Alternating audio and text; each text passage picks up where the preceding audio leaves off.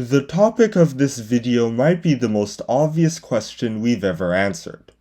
Of course the Bible condemns the European slave trade. New World slavery dehumanized over 10 million Africans and millions of indigenous people.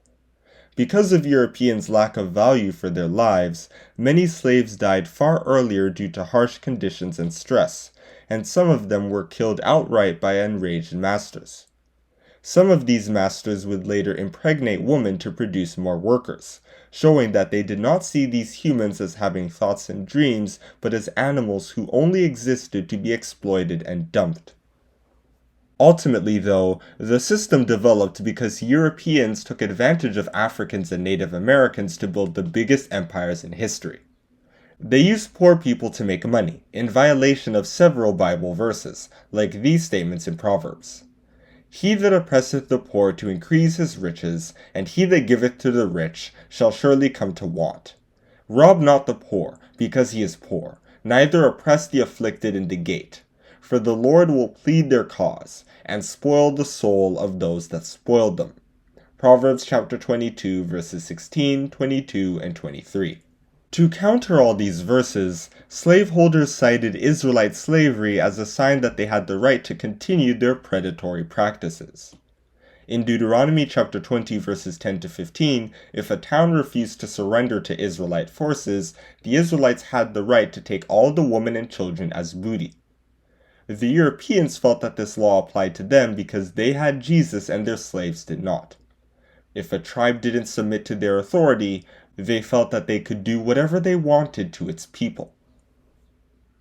However, the difference between these two types of slavery was that the one practiced by Europeans was created to further their interests and not God's.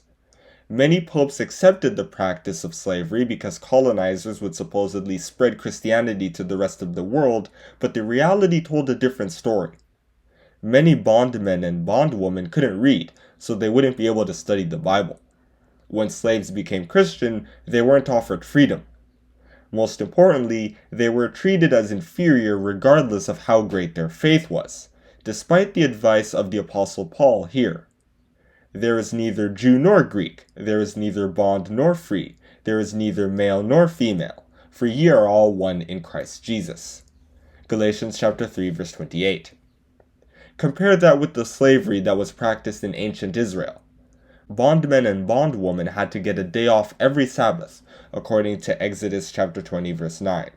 If a slave was really unhappy with their master, they could run and the Israelites couldn't return them, according to Deuteronomy chapter 23 verses 15 to 16. Most importantly, Israelites were prohibited from oppressing poor people, many of whom became slaves to get food and shelter.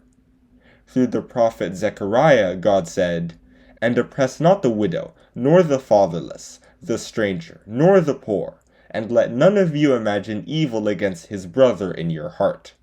Zechariah chapter 7 verse 10. It's also telling that no statements from Jesus can be used to even try to justify New World slavery. When Christ referenced servitude in his parable in Matthew chapter 18 verses 21 to 35, he highlighted the unfair treatment of one of the underlings of the unforgiving servant. You can't treat your subordinates terribly if you don't want God to do the same thing to you. On the Sermon on the Mount, Christ said, "Therefore all things whatsoever ye would that men should do to you, do ye even so to them. For this is the law and the prophets." Matthew chapter 7 verse 12. If Europeans had helped their slaves according to these principles, by helping them financially and sharing their wealth, then they would have accepted Christianity a lot sooner, and they wouldn't have had to deal with the contradiction between the love of Jesus and the hate of their European masters. And that is where I'm going to stop with this Bible Q&A. Did the Bible condemn the European slave trade? Yes, because it dehumanized millions of people to make profit for greedy slave owners, who made their sin even greater by using the Bible as an excuse. Thank you for listening! Don't forget to like and subscribe.